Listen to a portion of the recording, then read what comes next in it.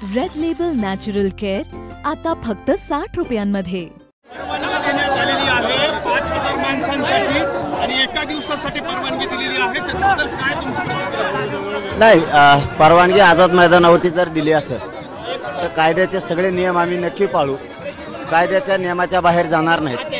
पण आता ती ऑर्डर काय मला माहित नाही। मी 10 वाजता बसणार आहे 29 ऑगस्टला। लोकशाहीचे कायद्याचे सगळ्या नियमाचं मी पालन करणार आहे, माझा समाज सुद्धा करणार आहे। आम्ही हट्टी नाही आहेत, काय आम्ही हट्टी नाही आहेत। त्यांनी जे सांगितले त्या निर्णयाचं तंतोतंत मराठ्यांकडून पालन होणार, पण एक दिवसाचं नाही, एक दिवसाचं नाही, बेमुदत। पण बाकीचे जेवढे त्यांचे नियम आहेत त्या नियमाचं पालन आम्ही करणार। पण मी त्याच्यावर आत्ता प्रतिक्रिया देत नाही। मी संध्याकाळी शिवनेरी गडावरती गेल्याच्या नंतर पूर्ण ऑर्डर बघतो, काही बघितल्यानंतर पुन्हा एकदा तुम्हाला त्याच्यावर प्रतिक्रिया देतो। पण सरकारचे आणि मान्य न्यायालयाचे मनापासून आभार आणि धन्यवाद। एक प्रश्न असा आहे की तुमची आता त्यांना मागणी काय असणार?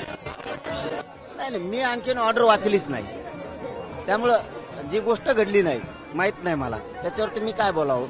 पण जर आता तुमची माहिती मी कधी पण खरीच समजतो, कधी खोटी आतापर्यंत 2 वर्ष समजली नाही। काय रेड लेबल नॅचरल केअर आता फक्त 60 रुपयांमध्ये। ऑर्डर फक्त एकदा वाचू द्या, तोपर्यंत तुमच्या माध्यमातून सरकारचं पण आणि न्यायालयाचं पण मनापासून आम्ही कौतुक करतो। पण एक दिवसाचं नाही, ते आता मी ऑर्डर बघितल्यावर त्याच्यावरती बोलन। पण मी 29 ऑगस्टला उपोषणला बसणार।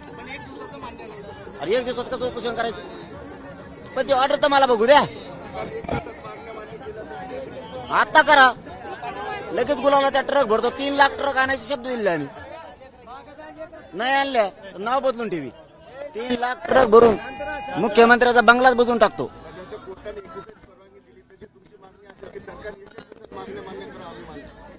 का नुसणार? पण ते आता मी आणखी वाचलं नाही, त्याच्यामुळे मी त्यांना उत्तर द्या ना। मी आधी वाचतो, पण असं होणार नाही, असं कधी होणार नाही की एक दिवसाचं काय। मात्र कायदेशीर नियमाचं पालन 100% आम्ही करणार। तुम्ही म्हणताय तसं एक दिवसाची जर परवानगी दिली, करा मागणी एका दिवसात मंजूर। तुम्ही जवळ मंजूर करत नाहीत तवर मी बसणार।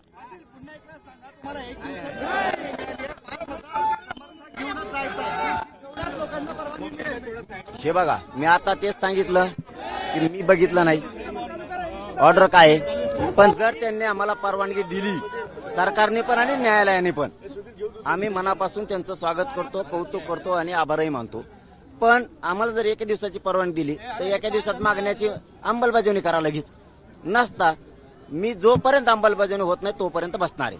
मात्र बाकीचे काय रूल त्यांनी घातलेत ते मी संध्याकाळी शिवनेरी गडावरती बघतो, त्यानुसार मराठा समाज आम्हाला आडमुठेपणा करायचा नाही, काही करायचं नाही। त्या सगळ्या नियमाचं 100% आम्ही पालन करणार। एक दिवसाची मुदत नाही, एक नाही, मी मग एका दिवसात मान्य करा, नाही तर आत्ता करा। पण ते असं नाही, एक दिवसाची नाही, जोपर्यंत मागण्याची अंमलबजावणी होत नाही तोपर्यंत बेमुदत उपोषण सुरू राहणार। तुम्ही एक दिवसाची परवानगी द्या, आम्ही एक दिवस बसतो, तुम्ही लगेच अंमलबजावणी द्या मग मागण्याची। तुमचे जे रूल आहेत कायद्याचे ते मी पाळणार, त्यात काही दुमत नाही। माझा मराठा समाज पण पाळणार म्हणजे पाळणार, त्यात दुमत नाही। मी शब्द देतो ना, पाळणार आम्ही। पण मला आधी ऑर्डर वाचू द्या, त्याशिवाय मी संध्याकाळपर्यंत याच्यावर काही बोलत नाही। पण असं आहे की तुम्हाला एक दिवसाची परमिशन देताना सुद्धा अटी शर्ती घातलेल्या आहेत आणि त्याच्यावर तुम्हाला आंदोलन करता येणार नाही असं कोर्टाने म्हटलेलं आहे। मी ऑर्डर त्याच्यामुळेच म्हणलं, मी ऑर्डर वाचत नाही। पण त्यांनी जर परवानगी दिली आझाद मैदानावर, त्याचं कौतुक केलं, त्यांचं स्वागत पण केलं, न्यायालयाचं पण आणि सरकारचं पण। पण मी ऑर्डर वाचली नाही, मी संध्याकाळी शिवनेरी गडावरती ऑर्डर वाचतो, नंतर काय ठरवायचंय। आणि तरी पुढचंही सांगतो की मराठा समाज कधीच कायद्याच्या नियमाच्या पुढे जाणार नाही। आम्हाला आडमुठेपणा करायचा नाही, आम्हाला आरक्षण पाहिजे। पण ते एका दिवसाच नाही, तुम्ही एका दिवसात जर दिलं परवानगी तर मग एका दिवसात अंमलबजावणी करावं लागेल नसता। जवळ अंमलबजावणी होत नाही मी तवर बसणार। एक दिवसाची परवानगी मान्य नाही, आता एक दिवसात काय मग करा अंमलबजावणी, अंमलबजावणी केली तर मान्य, एका दिवसात करा। तुम्ही जवळ मान्य करत नाहीत तवर मी बसणार। पण नियम मात्र सगळे पाळणार। मी आधी ऑर्डर बघतो, नंतर त्याच्यावर संध्याकाळी सविस्तर बोलतो।